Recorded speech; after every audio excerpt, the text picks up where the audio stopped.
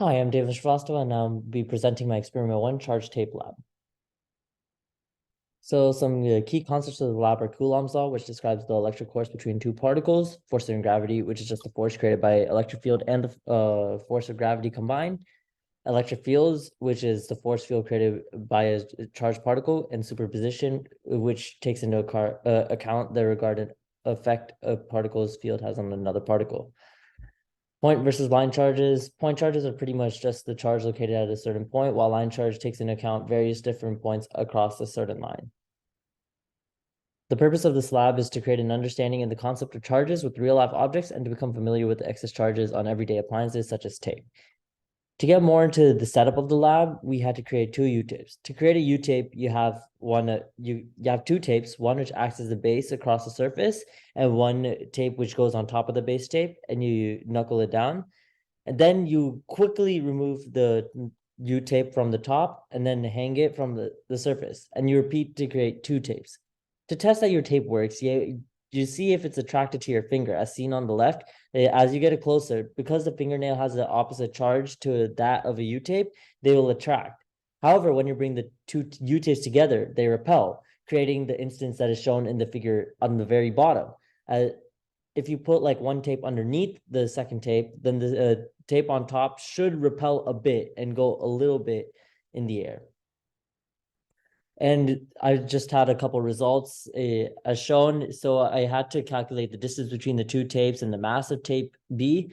Then on top of that, you want to also measure the force of gravity by using the mass, and then also calculate the force of the electric field, which is pretty much just the inverse of the force of gravity.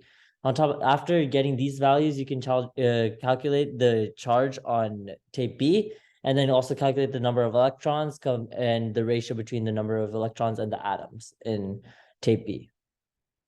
Some experiment-based questions in the interactions part, bringing 2 U-tapes of the same charge together repel, and bringing a U-tape close to your fingernail attracts since they have the opposite charge. Negatively charged plastic attracts the positively charged U-tape. And in the actual experiment, the repelling part, if momentum of tape B is not changing, we know that the force of gravity is equal to force of the electric field, since we know that the force will be 0. The electric field and the gravity enact vertical forces, and you only need the mass of the tape in order to calculate the gravitational force. We can also assume that the 2 U-tapes have the same charge because the U-tapes are made in the same manner. I have my free body diagram with some calculations to show how I got to the charge of B. And now to get a little bit into the code snippets, this just was a model created using GlowScript and Python. So I just created in the first part just an electric field function, and one that could be used to calculate the force and the charge using the force. And this is the result of code snippet 1. I calculated that the charge on the tape was just 4.2 times 10 to the negative 9 coulombs, and the force on the tape was minus 1.96 times 10 to the negative 3rd newtons. Then code snippet 2. For this one is to calculate the line charge rather than the point charge. And to do this, I created a loop which goes through every single point in the line, and then it accumulates the charges along the line.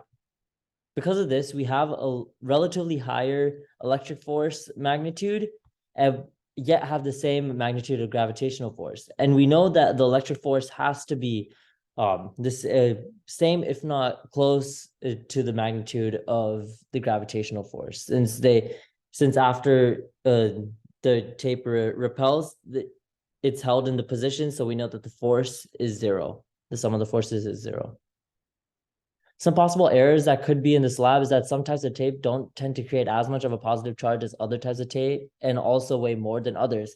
For example, painter's tape versus clear tape. This can cause a mismatch in calculation, since the difference in mass of different kinds of tapes is not negligible, yet really small. The surface on which the experiment is carried out on also has an effect on the result. And what if protons and electrons switch charges?